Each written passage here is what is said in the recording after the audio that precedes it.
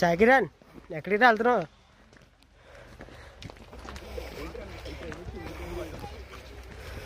ట్రైన్లో దిగేసాం కదా.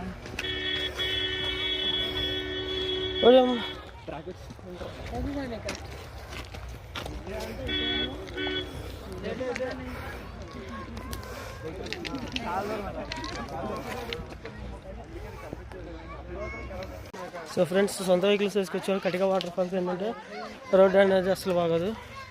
మీకు వీడియోలో చూపిస్తాను. చాలా అంటే చాలా దారుణంగా ఉన్నది. పైకి ఎక్కాలి. ఇప్పుడు 1.5 కిలోమీటర్స్ మళ్ళీ వాక్ అంట. సో చూడాలి.